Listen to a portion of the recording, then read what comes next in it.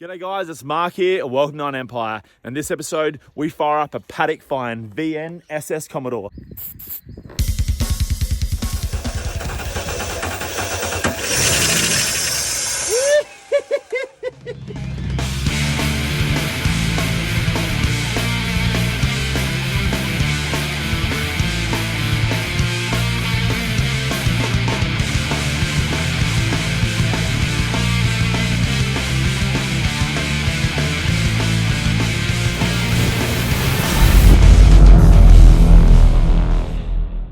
Now, of course, you guys know that we love to buy cars that need way too much work than we have time.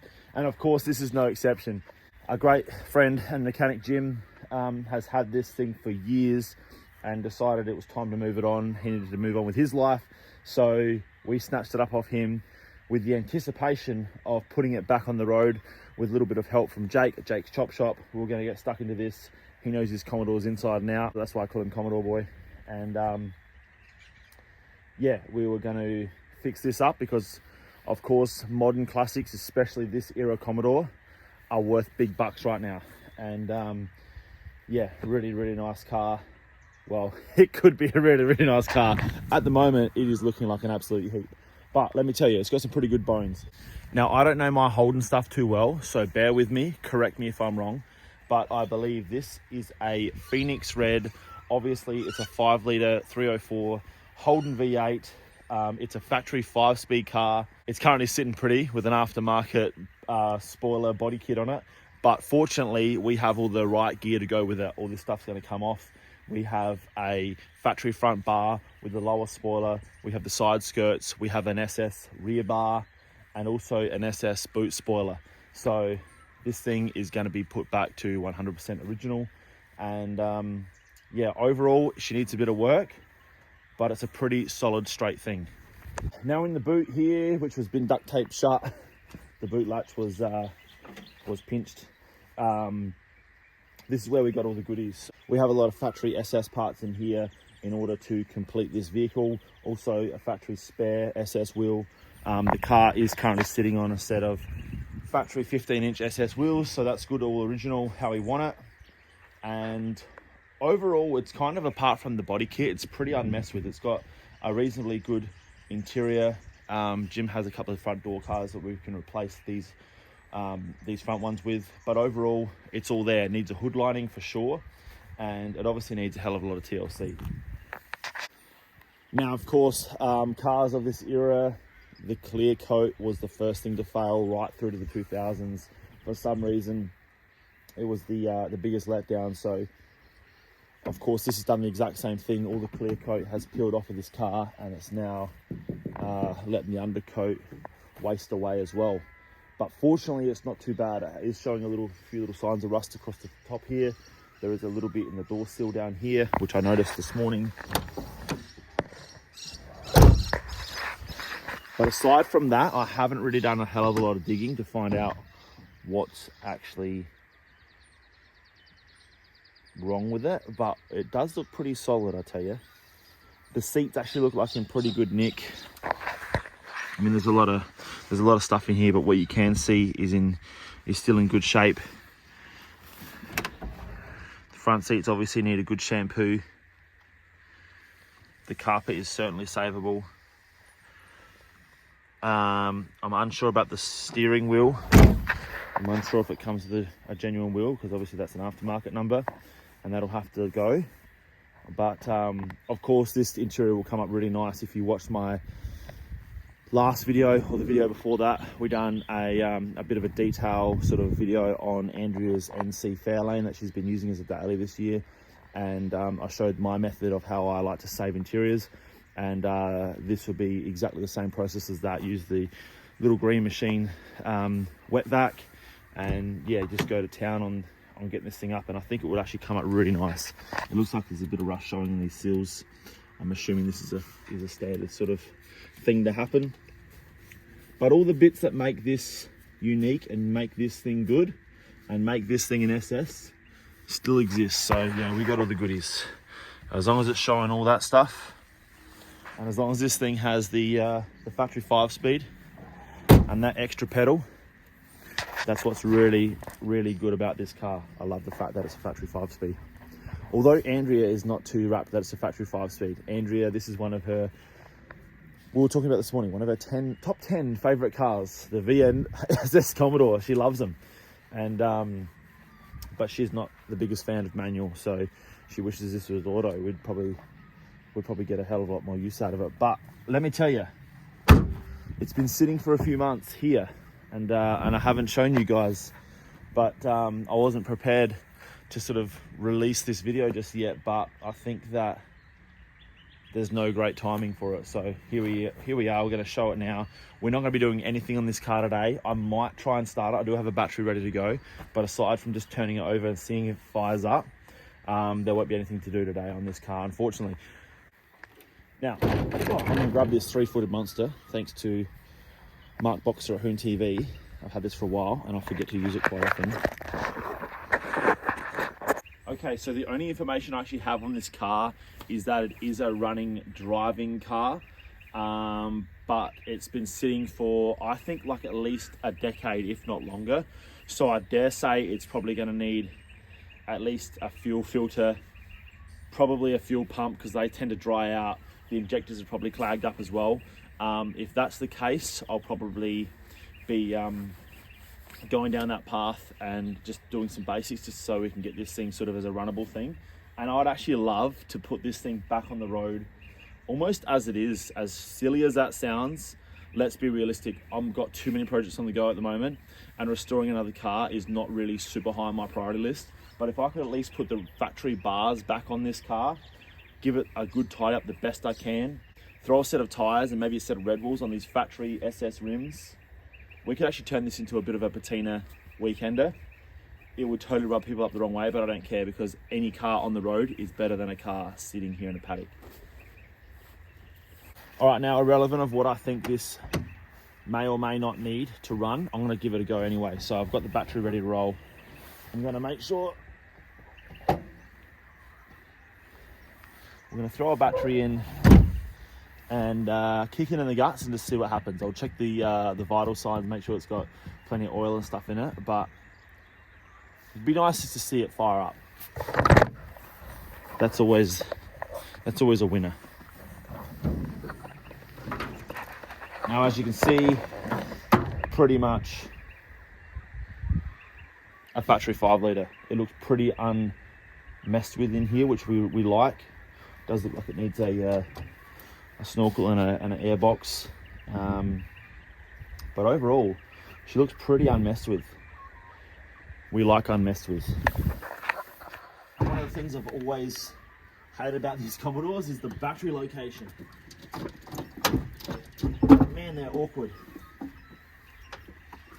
Now, those of you may remember earlier episode where I had the 5-litre Statesman. I really do like these 5 litres. And as I said earlier, it's one of Andrea's favourites. She absolutely loves these motors. They do have a really nice sound to them. But I haven't had a lot to do with them. Alright, so she's nice and black. But it's full, and that's the most important thing.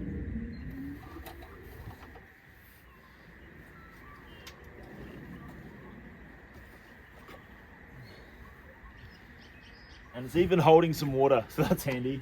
Now, one of the things I did like about these 90s Commodores is that they still ran like a standard copper core style radiator. It doesn't have like the remote reservoir like the Fords did of the same era. So that makes these really good for like a conversion radiator. I use these, I've got one of these exact same radiators in my VG hardtop. It was too hard to find a factory style V8 radiator, and these are still available on the shelf, and they're still a copper core. So yeah, I've used one of those retrofitted in the VG, and I've also got one brand new ready to go for the Dodge Phoenix as well. So the fact that this one's still holding water is a total bonus. But now onto the important stuff. We need to see if this thing fires up. And let me tell you, I'm not going to spend much time trying to let this thing out because I've got to get going today. But if I can hear this thing fire, I'll be wrapped. Even turning over would be a nice start. Alright guys, so we've got a brand new battery in there, which I actually bought for a Dodge Ram that I was looking at, which had been crashed. It was on Marketplace. Some of you may have seen it. but I decided against it. It was too big a job. So I've got a brand new battery, so that's going to be a bit of a win.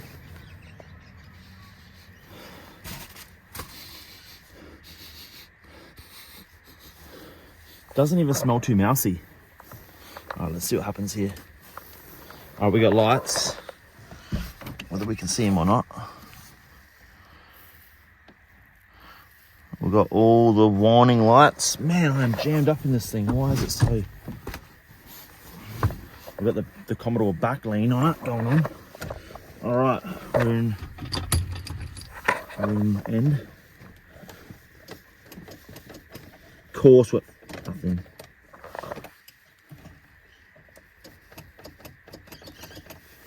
Now, I've got nothing, but it doesn't look like there's an immobilizer on this thing. I can't see anything. I might need to knock that starter mode. I can't really rock it. Battery. Oh.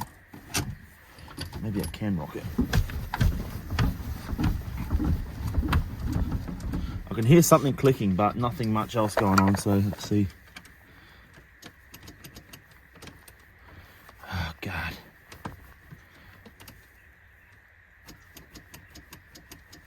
I can hear something going on, but nothing much. All right, I'm going to find a stick. I'm going to try and knock this starter motor. Failing that, I'm giving up for the day. Sorry, guys. All right, now I found myself a star drop, which is the best I can do. And the only access to the starter motor is down this funky angle. So I'm not going to get a very good smack on it, but we want to just try and just give it a bit of a knock. Not really very much, is it? We really want to try and get the solenoid, but cannot get a good swing on that thing. Come on, Bessie, just turn over. Why am I hearing clicking but no turning? That's so annoying. I really wanted to crank this thing. I just wanted to hear that one. Fuck. Still nothing. I actually did have this thing crank when we first dropped it off here, but I didn't sort of try beyond that. So I still think it's the starter, but I just don't have the time to get under there. But if I can try and arc it out, what is going on here? Oh, hello. What have I found? Maybe I found a loose something here. Please be something loose. Day one fault finding is usually the hardest because you're starting totally blind. And I'm going in blind here as well. I can't feel what I'm trying to...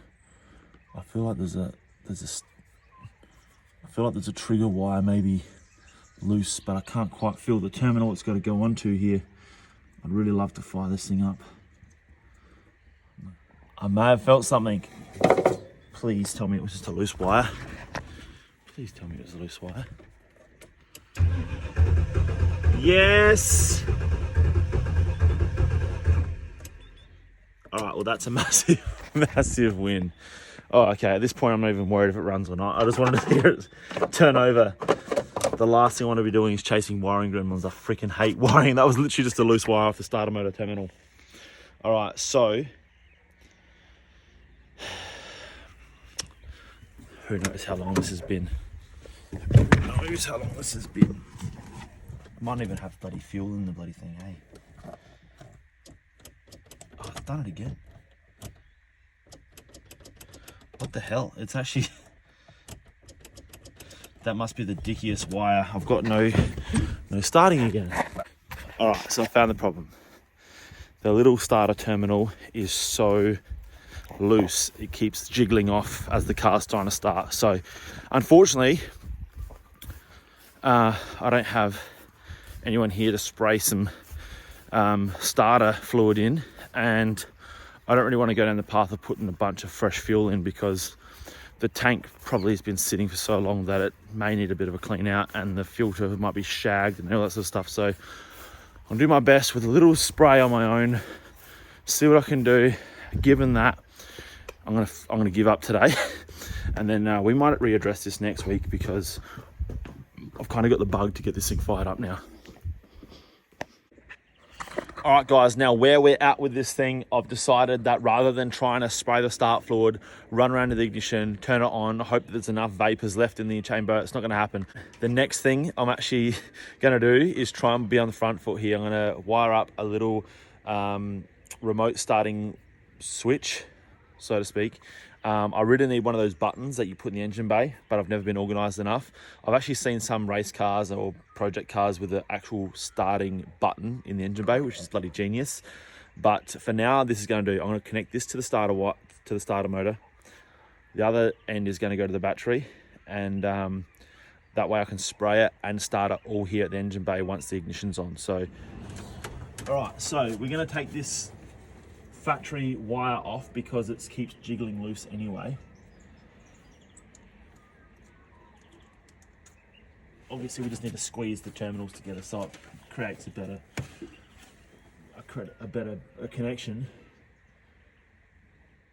All right, there we go, nice tight connection there. Next I'm going to connect this up to the positive.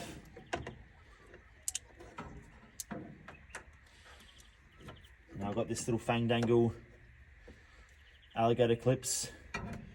Mate of mine, Rowan, made up for me, so I can jerry-rig this starter system together with these, so thanks, Rowan. Now, if I go turn the ignition on, connect these two wires up, we should get a turning starter motor.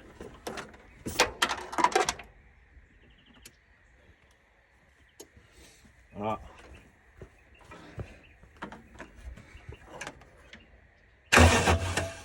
All right, so here's our new ignition system. And now I need to spray at the same time.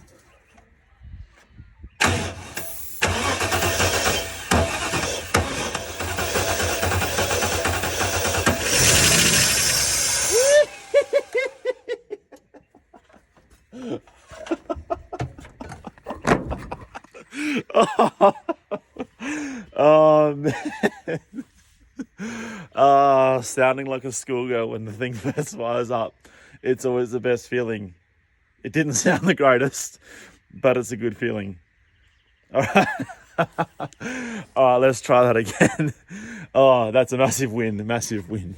All right, so the fuel's probably stale as 3-week-old bread, but I'm surprised this thing did fire, but let's try again. Now, like I said, we do have oil, we do have water. Not that it's going to get warm, but very happy with that.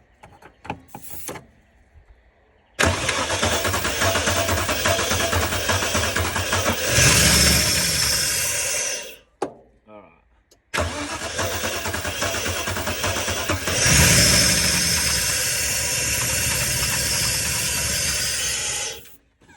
Right. Okay, so obviously it was only running off the Newlon Start Your Bastard vapors, but that is a massive win. It is all operating. It's the ignition system works. Everything's working, and that's what we want. Now, obviously, next step, we've got to go down the path of actually trying to sort of overcome a few problems to make sure everything's in order. And that obviously starts with probably cleaning out the fuel tank. It sucks, but I'd rather do that than have more issues down the track. It was only running off of, obviously, the Start Your Bastard, so who knows if there's anything in the way of fuel system on this car. We're gonna have totally knackered fuel pump, fuel filter, injectors, all that sort of stuff, but we'll slowly get through that in the future. I'll order a bunch of parts in order to create another episode for you guys and see if we can get this thing running off its own power. It would be absolutely amazing to see this thing run like that and actually take it for a bit of a paddock bash. But as for now, to spend 20 minutes this morning farting around and get this thing to actually go bang and fire, I'm pumped. All right, guys, now that is going to be a wrap on the VNSS Paddock find. Of course, now, this wasn't found in the paddock. I knew it was here the whole time, but you guys didn't know, and I've been waiting to show you guys, but it wasn't planned to be this sort of video, but here we are. I'm wrapped that it's running to a degree. Now, obviously, you'll have to come back for a future episode to see this thing fire up properly and actually hopefully see it go for a first drive.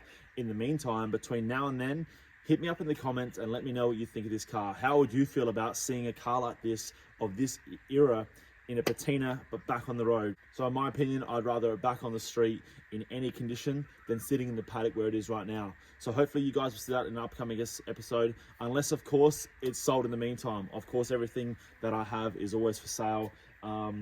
If I don't get to this, I'm not going to lose any sleep over it. So I've got plenty of projects on the go myself. I'd love to do it, but if anyone has any interest in taking this project on themselves, I'm more than happy to share that with you guys. So if anyone is interested in picking themselves up a VN Commodore project car, hit me up with an email, mark@theonempire.com.au, and yeah, we can discuss some options for you. So, but otherwise, don't forget to like the video, please. As I said, leave a comment, check out the online store if you want to support the channel, and subscribe to the channel if you haven't already, and I'll see you all in an upcoming episode. Cheers, guys.